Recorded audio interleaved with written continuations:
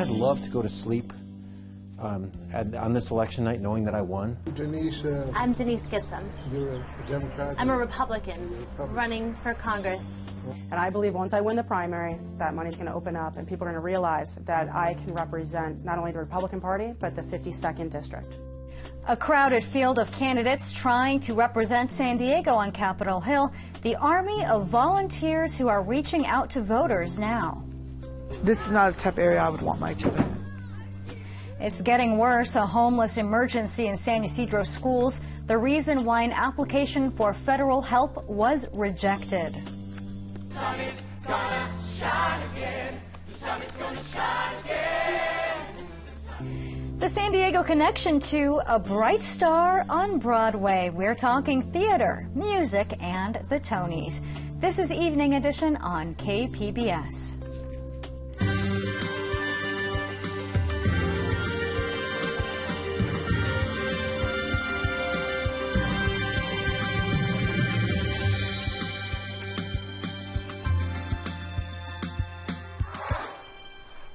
Good evening and thanks for joining us tonight. I'm Maya Trabulsi. A Navy SEAL killed today during intense combat in Iraq was based in Coronado. Officials say the special warfare operative died when an ISIS offensive in northern Iraq broke through Kurdish lines. Authorities say the SEAL was about 20 miles north of the ISIS stronghold of Mosul when he was shot. SEAL team members are serving as military advisors in the area. This is the third death of a U.S. service member in Iraq since the U.S.-led coalition launched its campaign against ISIS militants in the summer of 2014. San Diego Mayor Kevin Faulconer called a news conference today about 911 calls. Now, this comes after more than a week of bad press. 911 wait times in San Diego are higher than surrounding cities. KPBS Metro reporter Andrew Bowen tells us how the city is trying to fix the problem. San Diego hasn't been meeting the federal standard for answering emergency calls promptly, and the reasons are many. The police department is short on 911 dispatchers, existing dispatchers are overworked, and many end up leaving for Chula Vista or the sheriff's department for better pay. Mayor Faulconer says his revised budget for the next fiscal year will offer San Diego dispatchers a better deal. The funding will take the form of additional financial incentives to keep our dispatchers right where they belong. We'll also be increasing pay for mid-level dispatcher positions. That will go into effect in the coming weeks. Now, there's one thing the mayor can't offer dispatchers, and that's guaranteed pensions. Faulconer supported Proposition B, which voters passed in 2012. The law eliminated pensions for city employees, including 911 dispatchers. Faulconer said he still thinks that law was necessary. Police Chief Shelley Zimmerman, meanwhile, said there is a chance her department might be adding new jobs in the future. And once we are at budgeted staffing, full budgeted staffing, Mayor Faulconer has directed that we reevaluate our staffing to determine if additional dispatcher positions are needed in our budget. The police department has been overwhelmed with media requests about 911 calls in recent weeks. Soon it will start releasing police call statistics every month. And over time, that could shed light on whether the mayor's plan is working. Andrew Bowen, KPBS News. California lawmakers are sending Governor Jerry Brown legislation to extend the closure of Aliso Canyon. That's the gas storage facility where massive amounts of methane leaked for nearly 4 months. The legislation will require a complete safety review before the facility could reopen. The Senate approved the measure unanimously on Monday. Opponents say limiting the natural gas supply could lead to power outages. Most of the water districts in San Diego County surpassed their new water savings targets for March. Most of the state also met its goals, reversing a months-long trend of decreasing conservation. Across California, water use was 24.3% below the March 2013 level. And that's the month the state uses for comparison. Water officials eased the conservation targets for agencies in San Diego County because the Carlsbad desalination plant added to the local supply.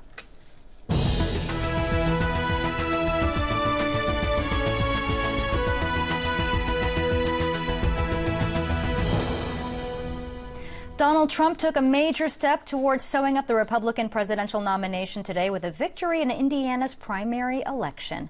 While Trump can't mathematically clinch the GOP nomination with today's win, his path now becomes easier and he has more room for error in the remaining primary contests. Cruz has vowed to stay in the race through the final primaries in June, hoping Trump will fall short of the delegates he needs and the race will go to a contested convention. For the latest results, including the results of the Democratic race between Hillary Clinton and Bernie Sanders, tune into PBS NewsHour. That's coming up at 7. San Diego's 52nd congressional district had some of the closest political races in the region in 2012 and 2014. Scott Peters ousted incumbent Republican Brian Bilbray by almost 7,000 votes 4 years ago, and then 2 years later, Peters won a bruising re-election fight against Carl DeMaio by about 6,000 votes. KPBS reporter Eric Anderson says the Democratic incumbent is hoping for a little less excitement this June.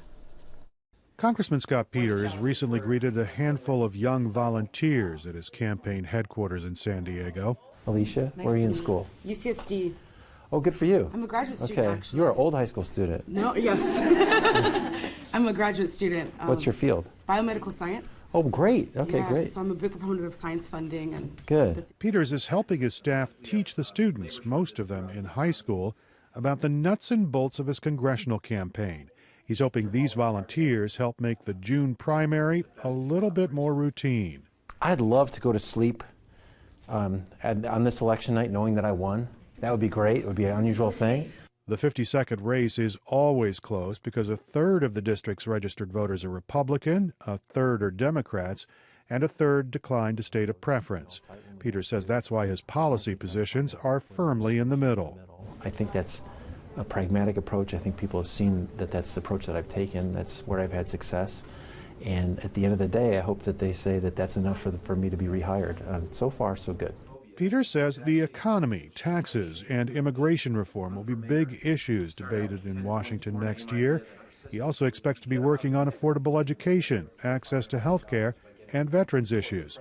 He says they're all issues that affect people. It's a long conversation. I think of it like a job interview, and we'll talk over time about the things we've accomplished and answer questions about what's going on and talk about how we're trying to fix Congress, and I hope that the voters agree I'm on the right path.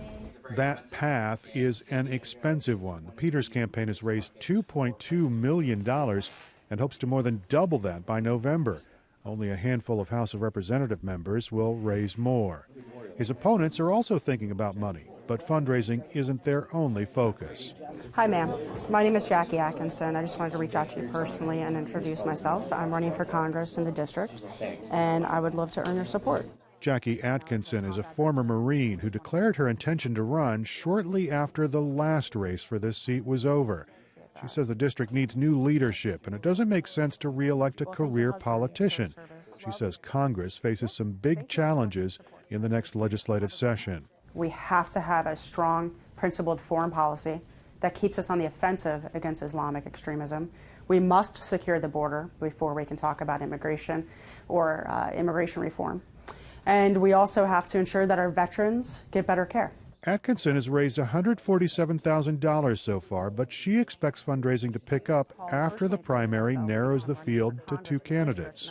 And I believe once I win the primary, that money's going to open up and people are going to realize that I can represent not only the Republican Party, but the 52nd district. One reason the Republican fundraising spigot is not yet open is that there are other GOP candidates vying for attention. Denise Gitsum is an attorney who worked in the Bush-Cheney administration. She's raised about $425,000, but concedes she'll need much more than that to win. Right now, Gitsum is working to get her name out. I'm Denise Gitsum. I'm running for Congress in this district, and I used to be a triathlete, and I love CAF, but I just wanted to introduce myself. Gitsum is quick to burnish her conservative credentials. She talks about the importance of an America that has a strong military and a political presence on the world stage. She also wants to keep government from interfering with the region's innovation economy, which creates intellectual and monetary wealth. That's something that's really important to me, that government's not getting in the way of ensuring that we're able to get those technologies into the public sphere, and also that we're able to hire the right people so that we can get those companies taking off. Denise, I'm Denise Gitsum. You're a Democrat? I'm a Republican running for Congress as the leading Republican. You do? Wonderful. Yeah. Okay. Nice to meet you, Thank Raymond. you. Good Good to luck. see you. Have a good day. Gitsum is targeting Republican voters. On this afternoon, she uses an app that locates GOP households in La Jolla. 143 over there. Is that a home? I think so. That allows her to focus a message that she's a candidate who should carry the Republican Party banner this November. The most important thing to me is meeting with people and hearing what they have to say to me about what they look for in a representative. And as long as I'm out meeting as many people as possible, I'm hoping that the word spreads. There are 3 other candidates in the race. Mike Canada, John Horst, and Terry Reagan Alford have all raised less than $20,000, but they hope to get enough votes to make the November ballot. That distinction goes to the top 2 vote-getters in June. The race cannot be won in the primary, even if one candidate gets a majority of the votes cast. Eric Anderson, KPBS News. And KPBS video journalist Matt Bowler helped produce that story. We're counting down to the next debate for U.S. Senate. 5 candidates are running to fill the seat held by Senator Barbara Boxer, who is stepping down after 24 years. Attorney General Kamala Harris, Congresswoman Loretta Sanchez are running on the Democratic tickets. Republicans Duff Sondheim, Tom Del Beccaro, and Ron Unz are also running. The 5 Senate candidates will be here inside the KPBS News studio next week. The debate will air live on May 10th at 7 p.m. here on KPBS television. The San Diego region got a mixed review on an annual report that measures how the region is doing. KPBS reporter Eric Anderson looks at the locally produced Equinox dashboard. The dashboard looks at a lot of different things that all together help determine San Diego's quality of life. It's a survey that the Equinox project has put together for 7 years. The latest iteration found that San Diego performed very well in 3 areas. Our economics, our energy, and our water use. So water use has actually decreased in usage by 14% within the region. And on the energy side of things, our rooftop solar has increased 75% in the commercial sector and 36% in the residential sector. The report found little change in air quality, the border region, or on climate change issues. But the dashboard did find that the region struggles with affordable housing, waste management, and water quality. Transportation is also a huge issue. City Council member David Alvarez says even major planning efforts fall short of addressing transportation concerns. And I don't think we do enough in what is considered the biggest initiative, which is the quality of life measure from SANDAG. I think it falls short on that. And so I think that is what's going to make us potentially leave us in a weaker position going into the future if we don't address that. The Equinox Center's Regional Quality of Life dashboard is intended to be a snapshot of the near past and a planning tool for the future. Eric Anderson, KPBS News. There's a homeless emergency in the San Ysidro School District, and they're not getting any help. As Megan Wood with KPBS News partner iNewsSource explains, the need demonstrated by these students does not guarantee federal funding. In November, the San Ysidro School District made a surprising announcement. Almost 32% of its students were homeless, living in trailers in junkyards, motels, cars, or doubled up in the homes of other people. Well, to tell you, I mean, we're expecting kids to perform at a very high level. However, when you visit some of these conditions, there's nowhere to do homework. There's nowhere where the families have to make their own food if they're living in such motels. And if they're living in cars, there's absolutely no way that we could expect them to come home, do homework, rest and relax, and then come back the next day. Data from the San Diego County Office of Education shows that San Ysidro has had the highest percentage of homeless students in all of San Diego County since 2010. Veronica Medina, the Student and Family Services Manager, said this high number is in part due to the lengths that separated families go to be able to see each other. Because since we're so close to the border, a lot of our families that are considered homeless as well are families that have been deported, and either the husband or the wife gets deported and the family has to stick around close to the border just so they can go to school, because a lot of these children don't speak Spanish, they don't know the culture. Rachel Quintana is a mother of 9 living at the Gateway Inn, a motel 1,200 feet from the bustling San Ysidro border crossing. When her husband was deported 10 years ago, Quintana and her children moved from Oakland to San Ysidro to be closer to him, but still attend school in the United States.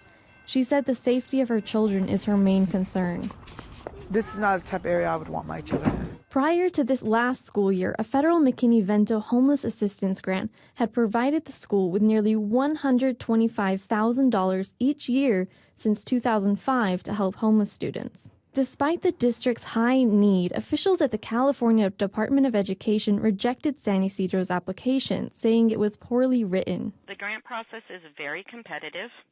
We only receive about $7 million for the whole entire state, which works out to be about $22 per homeless kid. And the application process is based on the quality of the application as well as the need.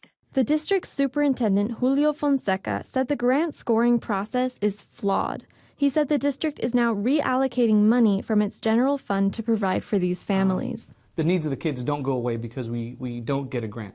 For KPBS media partner iNewsSource, I'm Megan Wood. And you can see more on this story on inewssource.org.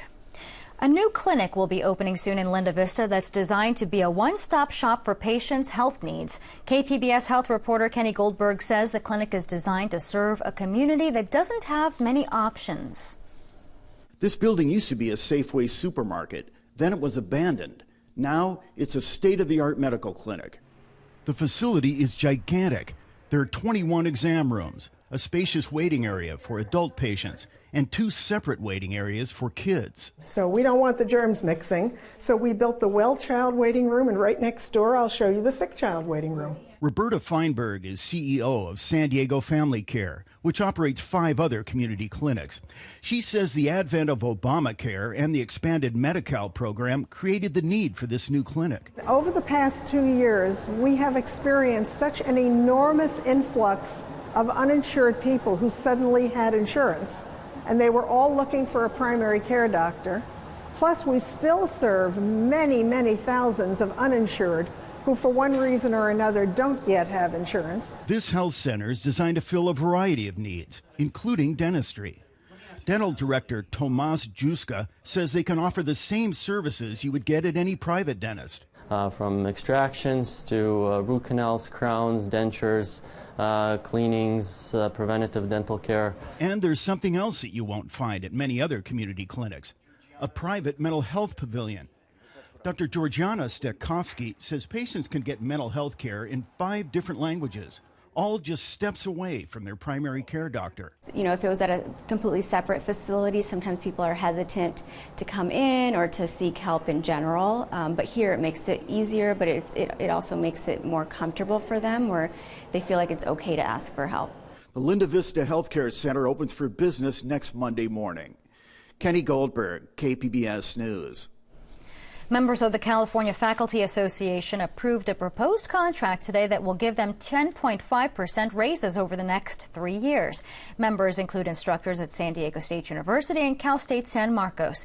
The proposal still needs approval by the CSU Board of Trustees. The proposed agreement was reached last month, just days before the union was scheduled to begin a 5-day system-wide faculty strike. Sunny and breezy weather today in San Diego. Temperatures will cool down with some rain Thursday through Friday. Steph Davis has the forecast in tonight's KPBS Weather Report.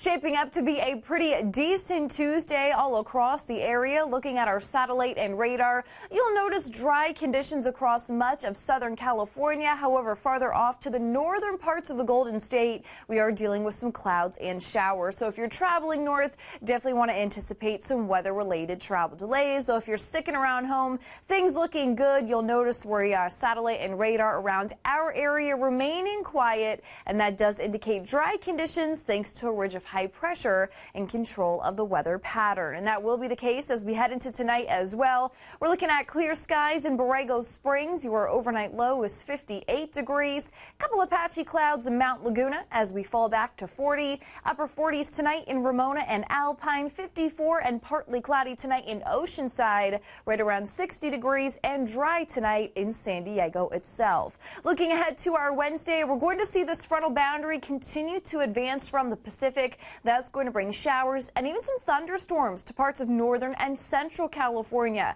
However, Southern California is still on the southern fringe of that boundary, so it'll be warmer as winds turn out of the south and west. Again, high pressure in control for Wednesday, but that will change as we look ahead to the late week and that frontal boundary continues to advance south. Here's a look at those details in your 5-day outlook for the coast. Low clouds break for sun Wednesday, high 67. Then we see the unsettled weather arrive on Thursday, showers and thunderstorms, even some lingering showers and thunderstorms in spots Friday and Saturday. Daytime highs will be in the mid 60s, 68 with a mix of clouds and sunshine at the coast on Sunday. Your 5-day outlook for the inland areas shows a similar weather pattern. Low clouds break for sunshine Wednesday with highs in the upper 60s. That boundary arrives Thursday, and it's going to be fairly unsettled Thursday, Friday, and Saturday with a shower or thunderstorm in spots. We'll dry things out for Sunday. Still more clouds than sunshine. 5-day outlook for the mountain. Partly sunny, 67 is your high on Wednesday, a thunderstorm and cooler on Thursday, and then much cooler Friday as highs struggle to break out of the 40s. Still a rumble of thunder around. Same deal on Saturday. Periods of sun will dry things out Sunday, though temperatures cool with highs in the mid-50s. Wrapping things up with the 5-day outlook for the deserts. Partly sunny and warm on Wednesday, high 94. Big cool down then as we look ahead to Thursday, Friday, and Saturday. Temperatures will fall back to the 70s. We'll rebound a bit on Sunday, mostly cloudy, high 83. Steph Davis, KPBS News. I huddled down in the dark. I made a vow if I ever made it out, I follow my own bright star. The Old Globe was the first stage for a musical that is now nominated for 5 Tony Awards, including Best Musical. The musical Bright Star first appeared at the Globe 2 years ago and debuted on Broadway earlier this year. It was written by Steve Martin, who wrote the dialogue, and Edie Brickell, who wrote the lyrics. They talked with KPBS's Beth Accomando about their collaboration. Since I started working with Edie Brickell and started writing music with her, we had talked about musicals and how much we love them and how much we were moved by them, especially the ones we grew up with. I'm crazy about the movies from the 1940s with great ensemble cast and smart dialogue without all the vulgarity of our contemporary culture. That's very meaningful to me. The Tony Award for Best Musical this year is expected to go to Hamilton, which received a record-breaking 16 nominations. And you can catch the Tony Awards on CBS on Sunday, June 12th. Victor Ochoa is a founding Chicano park muralist who continues to advocate for immigrant rights through his art. He was deported to Mexico with his family in 1956 during a time of mass deportation undertaken by the U.S. government. He is now a U.S. citizen, recognized for his contributions to San Diego's art culture and as an educator working with youth in all the corners of the city. Youth reporters from the Media Arts Center have his story. Hello, my name is Victor Ochoa, and I've been here for prehistoric times. And I actually was born in Los Angeles in 1948. I lived with my parents that were undocumented during that time. And in 1955, when I age 7, immigration caught up to them, and they kicked us out to Mexico. They had this project, Operation Wetback, to take out thousands and thousands of Mexicans back to Mexico. I've been an artist most of my life, and I've been working as a Chicano mural painter since 1967. Being here at the border is continuously something that's affecting my artwork. One of the big issues that I'm always dealing with in mural painting is immigration, racism, police brutality, all of these things that continue to be issues in my work. And, you know, I think it's very important in my attitude, even to this day. Since we started painting here, we've had mostly derogatory, stereotypical stuff. People think that it's a certain way of graffiti. Some people think that it's just political propaganda. When I see negative stuff in society and you're an artist, I feel like I've learned to, like osmosis or something, turn the negativity to creative, positive energy in color. So if I see, like one time Ku Klux Klan came when I was painting, they came in a Jeep and started saying, "Go back to Mexico where you belong." I'm up on the scaffolding and I'm looking at that. I didn't feel depressed. I felt energy, and I painted 18 hours after that. One of the reasons that it's been really important to me, this whole thing about the border and going back and forth, is that I still have that attitude of being both U.S. citizen and also a Mexican. So, and I'm very strong in my beliefs in that. In fact, people say I'm really hard-headed, so, but I kind of like that.